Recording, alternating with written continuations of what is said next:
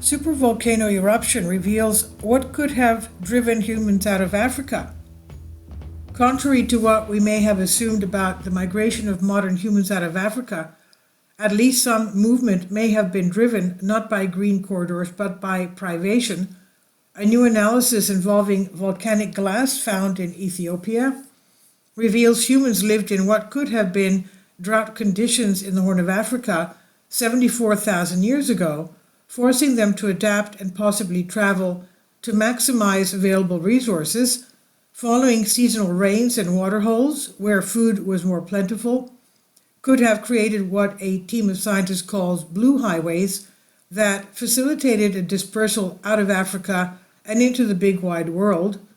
As people depleted food in and around a given dry season water hole, they were likely forced to move to new water holes, says anthropologist John Kappelman of the University of Texas at Austin, who led the research. Seasonal rivers thus functioned as pumps that siphoned populations out along the channels from one waterhole to another, potentially driving the most recent out-of-Africa dispersal. Humans and human ancestors are known to have migrated out of Africa many times in prehistory, and it seems a change in climate conditions is a very compelling reason to do so. But piecing together when and why humans en masse flowed out of Africa can be quite tricky. The Green Corridor theory proposes that as food resources expanded and became bountiful, humans expanded with them. Kappelman and his colleagues sought to investigate an alternative driving force behind the most recent and most widespread migration, which occurred sometime less than 100,000 years ago.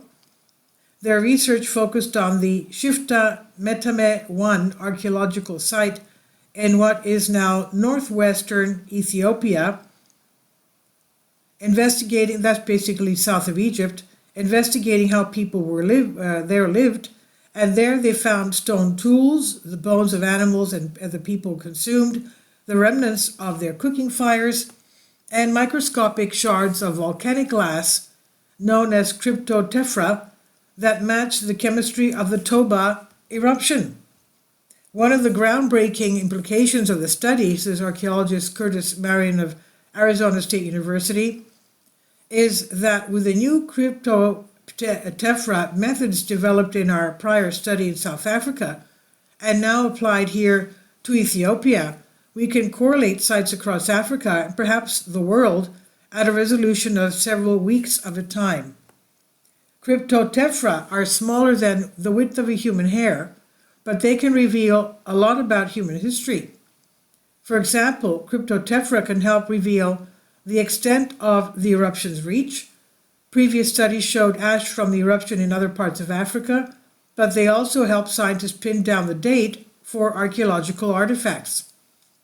In the case of Shifta Metema 1, the researchers gathered a collection of various types of evidence. Bones and teeth show the kinds of food the site's inhabitants ate, with cut marks from hunting and butchery. They hunted and ate animals such as monkeys, antelopes. When those resources became scarce, they relied more heavily on fish.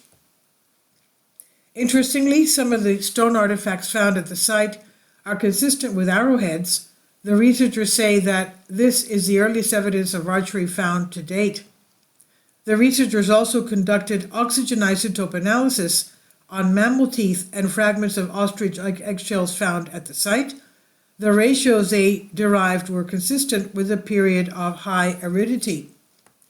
Although the people of the Shinfa Metema 1 were probably not among those migrating, they displayed a high level of adaptability in hard times, which suggests that humans were readily able to go with the flow, so to speak, that when times got tough, they found new ways to live, even if those ways may have meant finding greener pastures. The study confirms the results from Pinnacle Point in South Africa. Marion says, the eruption of Toba may have changed the environment in Africa, but people adapted and they survived. This was published in Nature magazine, and it's on Science Alert by Michelle Starr. Please leave your comments. Thank you for your support. Kindly support my Patreon account. The daily posts are 5 videos daily, and they are totally different from what I have on my YouTube channel.